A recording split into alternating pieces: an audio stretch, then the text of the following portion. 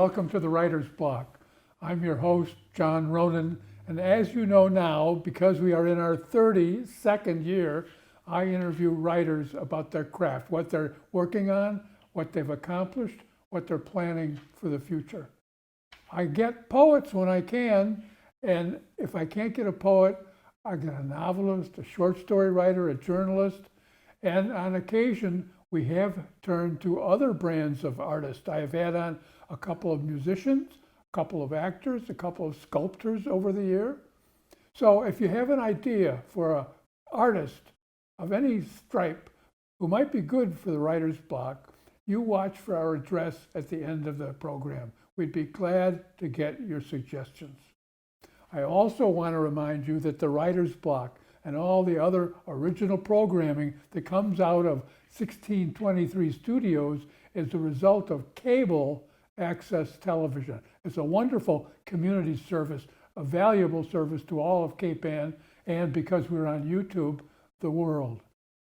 So don't be tempted to get internet or media access by any other means, dishes and other gimmicks. You stick with cable, stick with the Writer's Block. I'm very happy to say tonight we do have a poet. Her name is Heidi Wakeman, and she is a teacher right now, presently, at the O'Malley Innovation School here in Gloucester.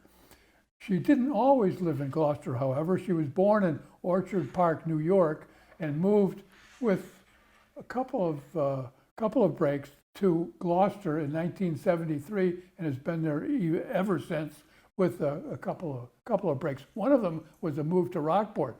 She graduated from Rockport High. Later, she took her bachelor's degree at UMass Amherst and a master's degree in education at Cambridge College. And she now is passing on that education to the kids at O'Malley. Heidi Wakeman, welcome to the Writer's Block. Thanks, John. Really glad to have you. I'm glad to be here. Just before the show, you told me about an event at O'Malley that you just came from. What was that event?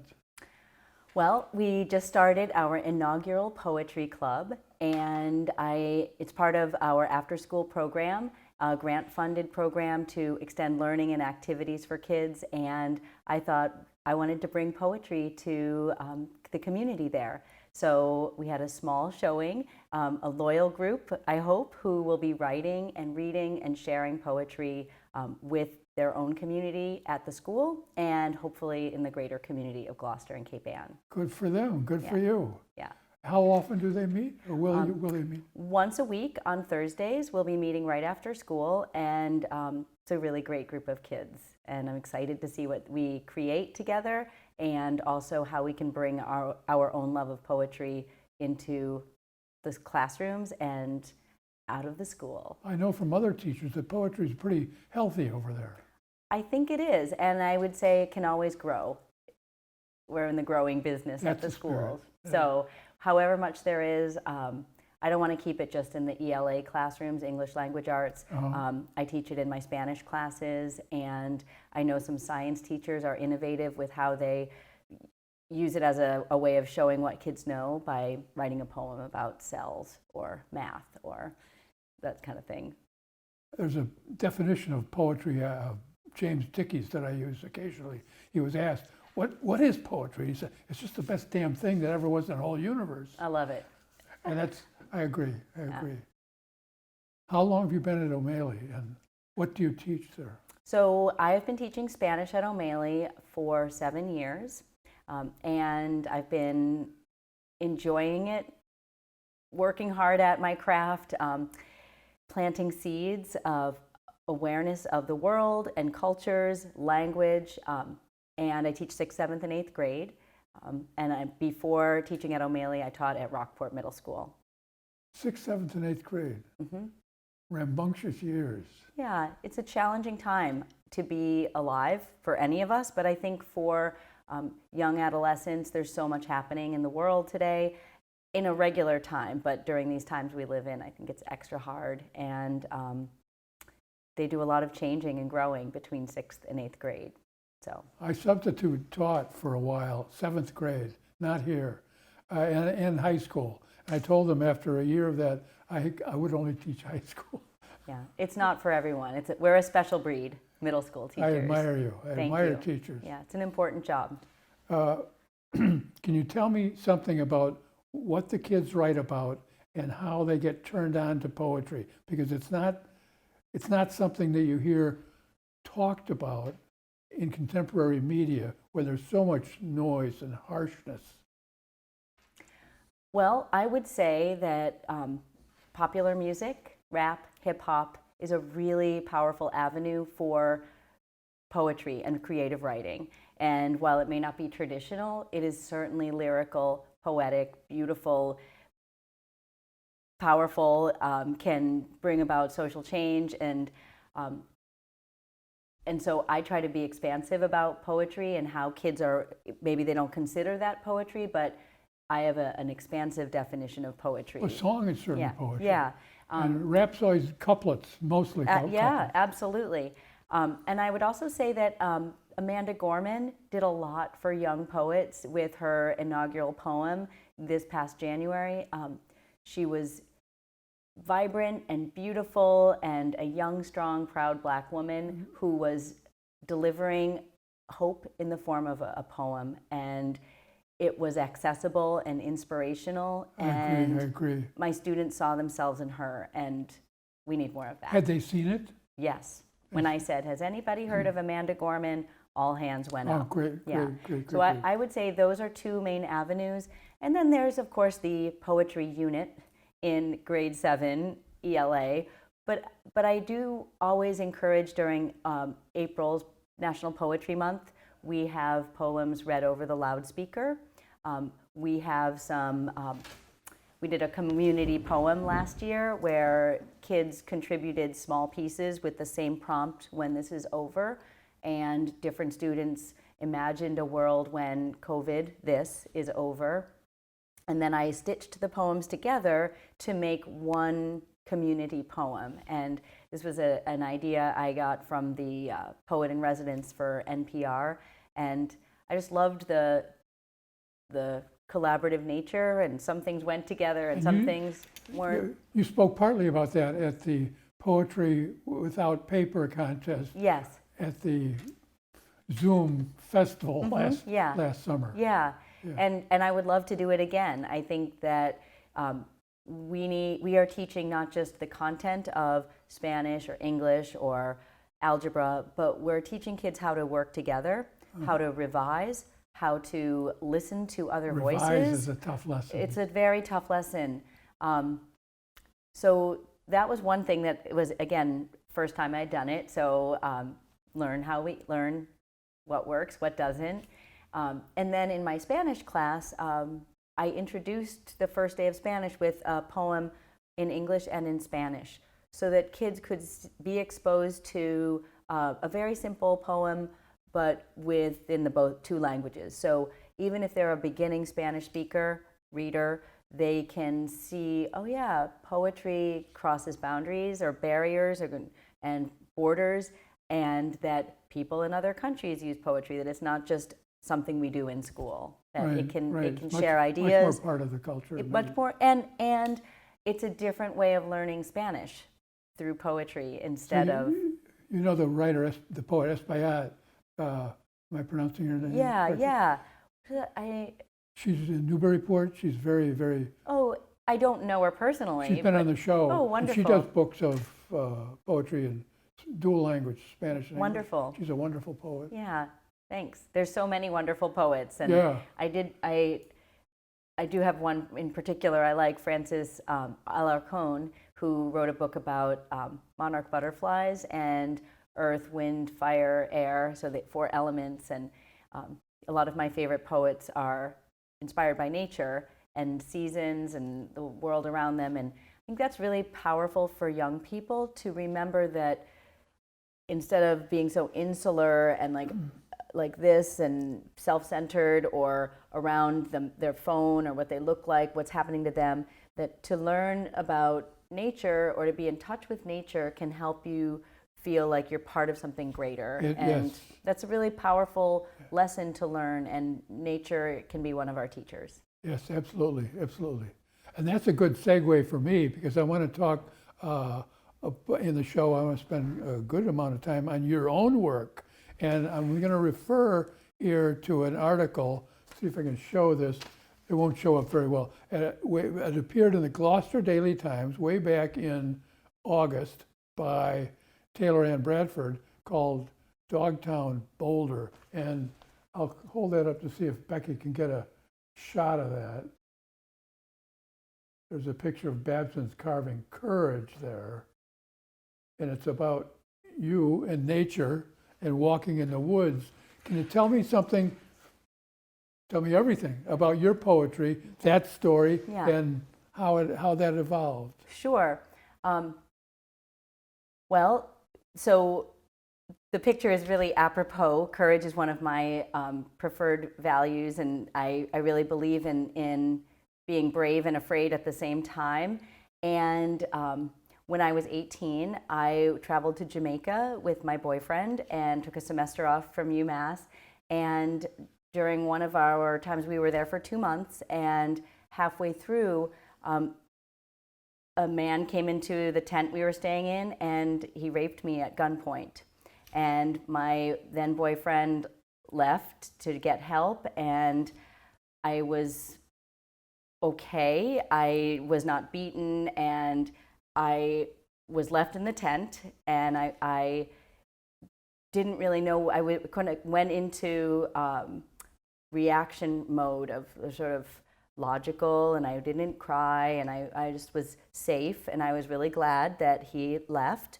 And then I went on with my life, meaning I stayed in Jamaica for 1 more month, and I thought a lot about like being a statistic. I knew that 1 in 4 women report being sexually assaulted, and I remember thinking to myself, like, okay, now I'm a statistic. What does that mean? Or how will this manifest in my life later on?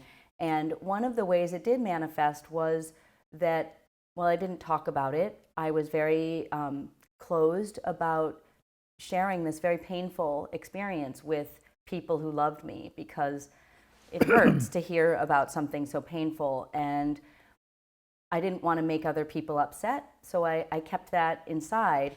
And I also wanted to be in the woods. I have dogs, and I love being in the woods, walking or mountain biking.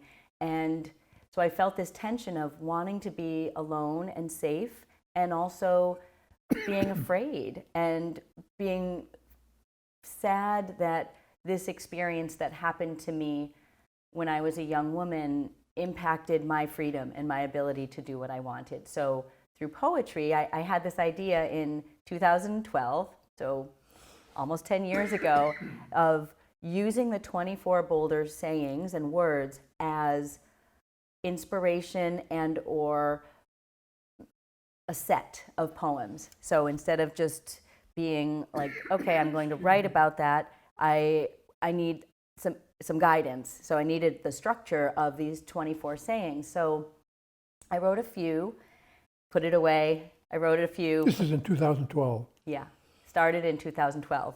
Now, I'm fascinated by the fact that you're the victim of this terrible crime, and you couldn't talk about it, didn't want to talk about it early, but now you seem quite comfortable talking in public on television about it, that experience. So there's a really tremendous kind of evolution and ramp up to that comfort. Yeah.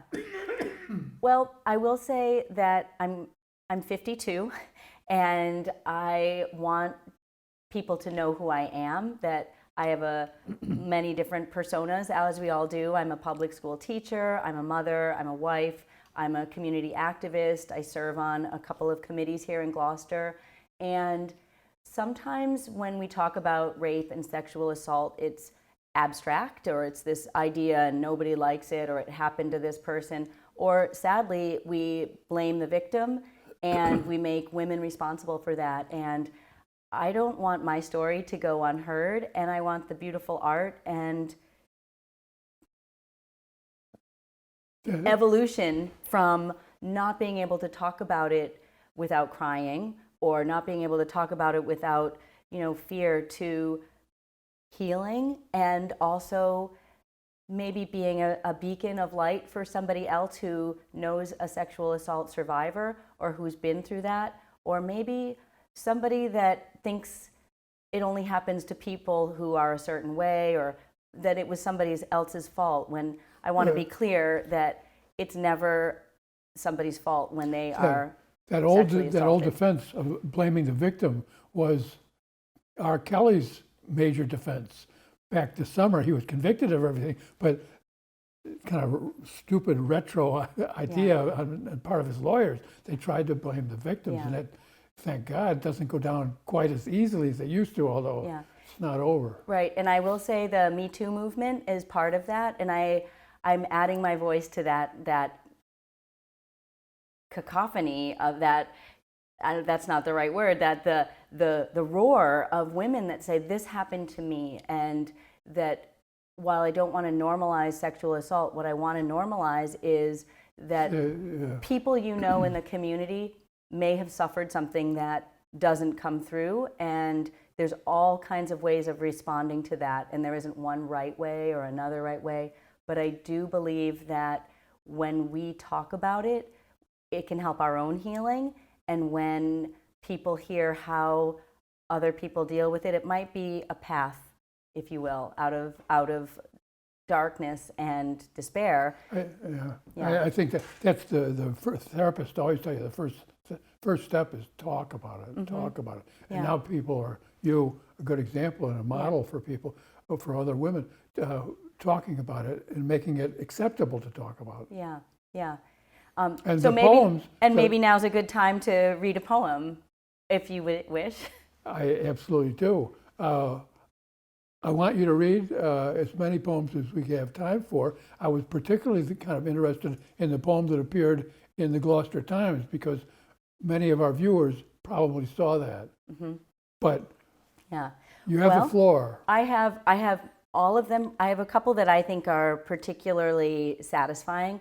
Because I started this project in 2012, and I finished it on December 31st, 2020, I was determined to finish that last poem before I'd start and I'd say, I'm going to give these poems to the world, and then I'd hold them back. And then finally I said, this is it, I'm doing it. And it's tough putting yourself out there, either in speech or in poetry, because it's there for everybody, good or bad. How many are there? How many? There's 24 poems. For the 24 yes, the 24 carvings. boulders, and I did also work with a couple of poetry groups that gave me some feedback, and I'm currently working with a group, and I'm excited to share it with them, but also to acknowledge that being able to share it in a small group setting is helpful, and also part of the, like, hey, these are pretty good, and whether they're good or not, they're my own, and I think that's also important as poets. So great. Give us a little précis of a poem, and then and then read the poem. Okay, so this one is called Use Your Head, and I will say that not all of the poems deal directly with rape or fear. Some of them are just the title giving a little inspiration. Many do. But that evolution I talked about was that some of my poems in 2012 are really have a different feel. They have a really different feel than the ones from, say, 2020 or 2019. And this one you picked to read first is? Yeah, it's called Use Your Head, and I want to say this might be like a 2018. So towards the end. Use Your Head is the inscription. Use Your Head is the inscription and the title of the poem. Use your head. He was sitting in the woods at the rock marked Courage. My dog at my feet hackles high. Her head turned as if to say, okay? Okay, I say, stay by. Another way to heal. Breathing, walking, contact. He has a map, a beard. Okay, I say, this time to myself. Can I ask you a question? He speaks. He is lost. Together, we look at his map. My fear displaced by knowledge. I know where we are. He is lost. A dog in Dogtown, he cleverly adds, his first time here. I point on paper a route of return. He needs me. I trust him. But nervously walking in front of him, he talks and walks. I turn and tell stories and snippets of who I am, a human, a mother, a teacher, working in a windowless classroom, going to her child's concert. I need him to know that they will miss me if he murders me when I don't return from my walk. We talk. To the right, he takes the trail. I exhale, unaware that I had stopped breathing. That's a very nice close. Closure is always a difficult thing in poetry. Unaware that I had stopped breathing. So Yeah. that kind of caps the fear and the anticipation or the nervousness of what might be because of America and your own experience. Yeah, yeah, It's very strong. yeah. It's very strong. Now, that was at the Rock Courage. Well, so it's called Use Your Head. It could have been called Courage, but I had a number of haikus. I wrote some haikus for Courage, and one is called Courage is More Than 17 Syllables, and it references the murder of Ann Natty in Dogtown as well. Yeah, So that I was part of remember. my childhood in 1984. But the poem's titles are not identical to the Babson Stones. Yes, they are. So, but you said the title of this poem was Use Your Head. Use Your Head, not Yeah. Courage. Not courage. As I said, courage is one of my favorite words, so I could put many in there. And the title Dogtown Boulder is spelled Bolder, so that also is a play on words. So if you see it, it's braver. So. Does that bother your teaching brain to have that awkward spelling? No, I think it's clever and it's intentional. That's my spelling because it could have been Boulder, but it could have been either. But I think it's Because it's your book, I knew the answer, but Yeah. I wanted to get you to say that. yeah. So give us another poem. Okay. If work stops, values decay. What was old Babson trying to say? Keep busy, keep producing? Idle hands make the devil's work? Or how does that go? I do not know. I do know values harden and decay, calcify into our DNA. Women are lesser than, women the victim of man. He does it because he can. I say then, stop work, chip away at these antiquated values, and carve into the boulders new, bolder maxims.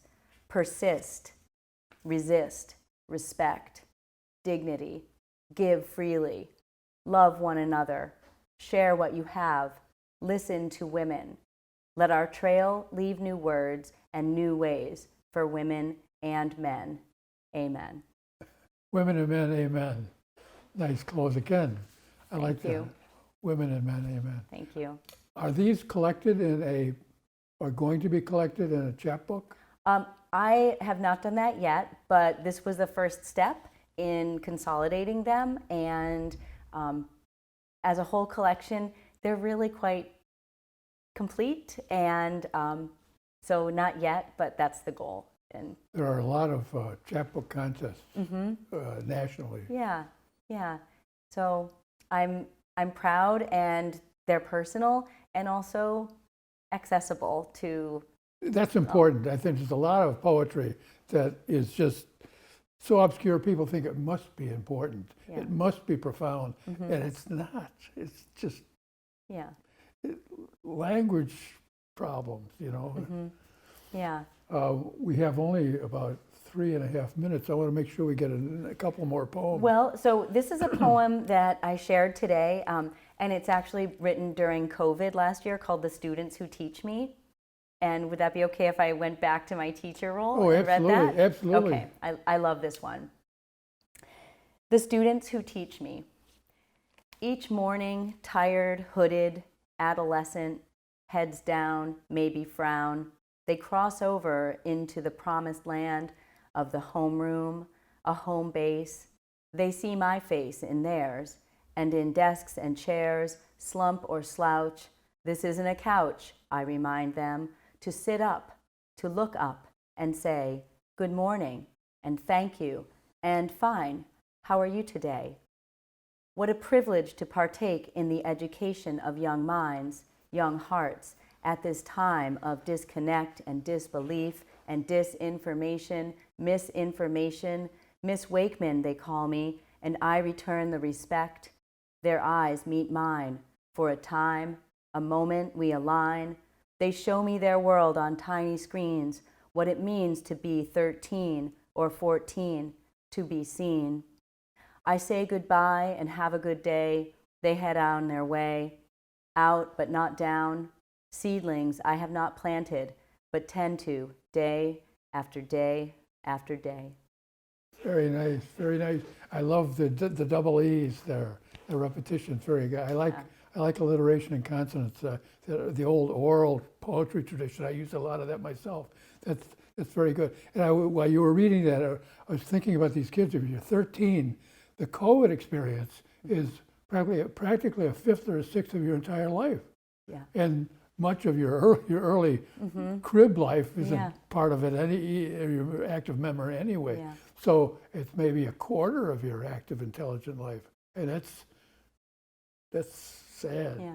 One really fascinating reminder for us teachers a few days ago is that for the current 8th graders, the last normal school year they had was when these kids were in 5th grade. Whoa. Wow. So, and that's such a long time for it's them. a long time. So 5th grade was normal, 6th grade interrupted by COVID, 7th grade remote, hybrid, however it was, and then this year, 8th grade. So we're really still dealing with, a collective trauma of interruption, fear, loss. And it's continuing. And so it continues. We're still the year still 21, happening. 22 is not going to be free. Maybe fall 22 and into 23, maybe. Yeah. Maybe. Yeah. So it's a privilege, and I don't use that word lightly, but I say to be a teacher is to plant seeds and to not know how or when they will grow, but I really, really enjoy being around the kids. And I love your enthusiasm. Well, and I know that it's hard to keep enthusiastic and remember when you're teaching, remember the student is hearing it for the first time, and you have to remember that and not think this is the 10,000th time I've said it, and you got to keep that difference and experience in mind all the time. Yeah. We're almost out of time. Okay.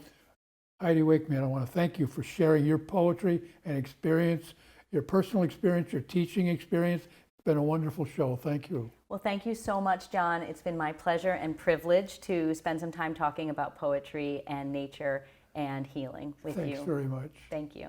I want to say to that camera, thanks to you as well for being with us. If you've learned something about poetry and its richness as a part of education and its richness as a part of exploring self-knowledge from Heidi Wakeman, then the Writer's Block has done its job. Thanks for being with us, and I hope to see you again next week on the Writer's Block. Good night.